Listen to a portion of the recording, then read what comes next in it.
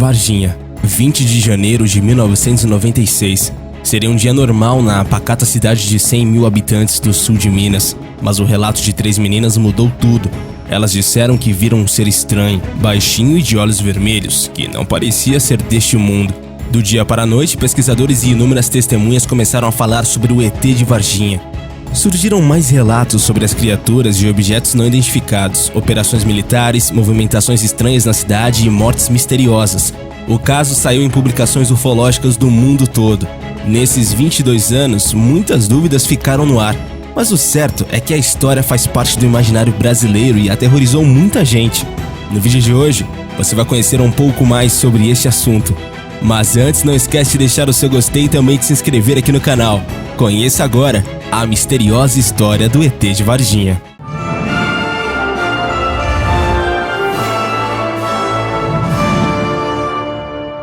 O caso do ET de Varginha é um dos incidentes envolvendo vida alienígena mais famosos que aconteceu no Brasil. Localizada no sul de Minas, a cidade entrou no mapa mundi da ufologia, depois que 3 garotas relataram terem ficado frente a frente com um extraterrestre. Tal história fez várias pessoas a viajarem para a cidade mineira. As 3 garotas alegaram terem visto a criatura na tarde de 20 de janeiro de 96. Um bípede de mais ou menos 1,60 metros de altura, com uma cabeça grande e um corpo muito fino. Tinha pés em forma de V, pele marrom e grandes olhos vermelhos. Parecia estar tremendo ou instável. As garotas acreditavam que estava ferido ou doente. Elas fugiram e disseram para a mãe que teriam visto o diabo. A mãe não teria acreditado nelas, mas foi até o local para dar uma olhada. Ao olhar lá, notou que o lugar tinha um cheiro muito forte de amônia. Após falar a história para alguns familiares, rumores começaram a se espalhar por toda a cidade sobre avistamento de OVNIs e alienígenas. O Exército Brasileiro, a Polícia Militar e o Corpo de Bombeiros supostamente teriam capturado em 20 de janeiro de 96 2 criaturas de outro planeta e as conduzido para análise em Campinas, São Paulo. Segundo os ufólogos, essas instituições teriam escondido as informações depois da divulgação desses fatos. Mudinho. Com exclusividade, um site brasileiro teve acesso aos 2 únicos documentos produzidos pelo governo para investigar as acusações, principalmente contra militares, durante o caso de Varginha. Para o tenente-coronel Lúcio Carlos Pereira, encarregado do IPM, elas viram, na verdade, um homem popularmente conhecido como Mudinho. Ele costumava ficar agachado na mesma posição que estaria o ET. Segundo o exército, o alienígena nunca existiu. Na época, Mudinho tinha cerca de 30 anos e morava com a família em frente ao terreno onde as garotas afirmaram ter visto a criatura. Ainda hoje, esse morador é visto regularmente agachado recolhendo objetos do chão, como cigarros e galhos. Abdução em Minas Gerais.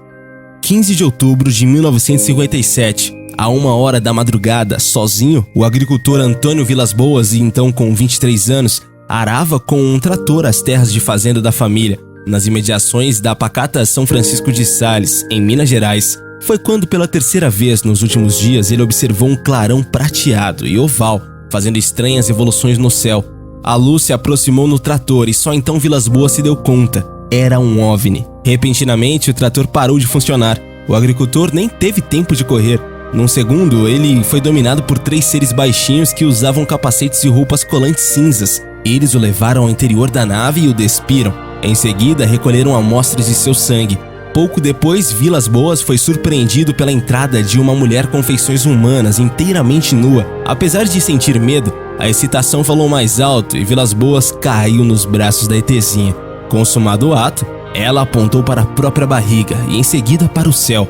Acho que queria um bom garanhão para aumentar o rebanho, disse sem modéstia alguma ao agricultor, que foi devolvido à fazenda 6 horas depois do rapto.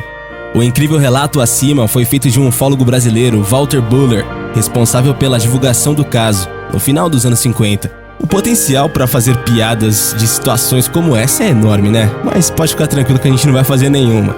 Um levantamento da americana Mutual Wolf Network revela que, no universo de 215 casos relatados de abdução, 10 envolveram experiências sexuais. Um dos motivos para que muitos ufólogos acreditem na história de Vilas Boas é o grande número de pormenores fornecidos por ele, sem que tenha havido nítida incongruência nos diversos depoimentos prestados. Luzes de outro mundo.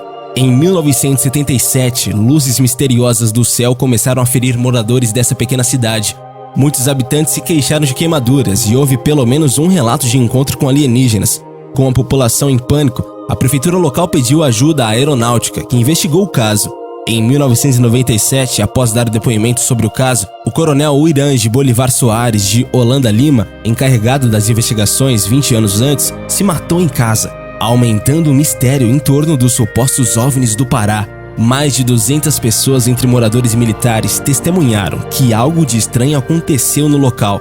Médicos que acompanharam os pacientes queimados forneceram depoimentos e há várias fotos das luzes sobre a cidade. O voo 169. Em 1982, na madrugada do dia 8 de fevereiro, um Boeing 727 partiu de Fortaleza para São Paulo. Uma hora depois, quando sobrevoava Petrolina, o comandante viu uma luz forte à esquerda do Boeing. Ele entrou em contato com o controle aéreo para checar se havia outra aeronave por perto, mas a resposta foi negativa. O comandante passou a sinalizar para o OVNI, que teria voado ao lado do avião, passado por baixo dele e feito acrobacias. O show teria continuado até o Boeing se aproximar do Rio de Janeiro. A aeronáutica não admitiu, mas segundo a tripulação, quando o avião se aproximava de Belo Horizonte, controladores aéreos perceberam um sinal do OVNI no radar. Além disso, quase todos os passageiros a bordo viram o objeto. Mas e você?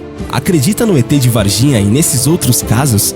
Deixe a sua opinião pra gente nos comentários. E não esquece de deixar o seu gostei e também de se inscrever aqui no canal. Valeu e até a próxima, galera aqui do Universo Curioso.